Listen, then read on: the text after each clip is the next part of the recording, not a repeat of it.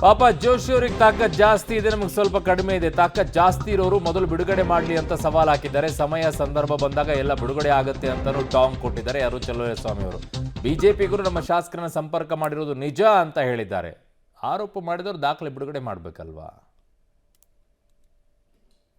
ಜೋಶಿ ಅವರಿಗೆ ತಾಕತ್ ಜಾಸ್ತಿ ಇದೆ, ನಮಗೆ ತಾಕತ್ ಕಡಿಮೆ ಇದೆ. ಅವರು ಏನು ಹೇಳವ್ರೆ ಅದನ್ನೆಲ್ಲ ಮಾಡ್ಲಿಕ್ಕೆ ಹೇಳಿ ಬಿಡುಗಡೆನ ನಾವು ತಾಕತ್ ಕಡಿಮೆ ಇರೋರು ಆಮೇಲೆ ಬಿಡುಗಡೆ ಮಾಡ್ತೀವಿ. ಸಮಯ ಸಂದರ್ಭ ಬಂದಾಗ ಎಲ್ಲವೂ ಬಿಡುಗಡೆ ಆಗುತ್ತೆ. ಅವರೇನು ಹೇಳಿದ್ದಾರೆ ಕಳೆದ 1.5 ವರ್ಷ ಹೇಳಿದರೆಲ್ಲ ಬಿಡುಗಡೆ ಮಾಡೋಕ್ಕೆ ಹೇಳಿ ಆಮೇಲೆ ನಾವು ಬಿಡುಗಡೆ ಮಾಡ್ತೀವಿ. ಸದ್ಯ ಹಿಂದಿಂದನೂ ಪ್ರೂವ್ ಆಗಿದೆ. ಇದು ಮೊದಲನೇ ಬಾರಿ ಅಲ್ಲ.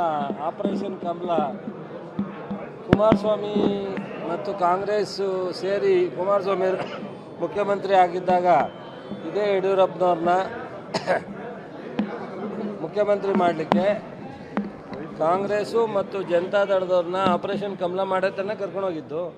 ಎಷ್ಟು ದುಡ್ಡು ಕೊಟ್ಟರು, ಚುನಾವಣೆಗೆ ಎಷ್ಟು ಹಾಕಿದ್ರು, ನನಗೆ ಅದು ಲೆಕ್ಕ ನನಗೆ ಗೊತ್ತಿಲ್ಲ. ನಾನು ಯಾಕೆ ಅಂದರೆ ಅದರಲ್ಲಿ ಗೊತ್ತಿಲ್ಲದೆ ಇರೋದ್ರಿಂದ. ಬಟ್ ಆದರೆ ಆಪರೇಷನ್ ಕಮಲ ಹಣ ಖರ್ಚು ಮಾಡೋದಿಲ್ಲ, ಚುನಾವಣೆ ಆಗಿಲ್ಲ, ಹಣ ಖರ್ಚು ಮಾಡೋದಲ್ಲೇ ಅವರೆಲ್ಲರೂ JDS ಇಂದ BJP ಇದು ಕಾಂಗ್ರೆಸ್ಸಿಂದ ಹೋಗಿಲ್ಲ.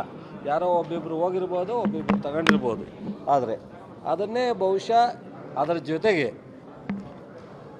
ಈ ಸರ್ಕಾರ ರಚನೆ ಆದ ತಕ್ಷಣ BJPಯವರು ಮತ್ತು ಜನತಾದಳದವರು ಈ ಸರ್ಕಾರ ಉಳಿಯಲ್ಲ ಅಂತ ಹೇಳಿದ್ರು. ಯಾವ ಕಾರಣದಿಂದ ಹೇಳಿದ್ರು?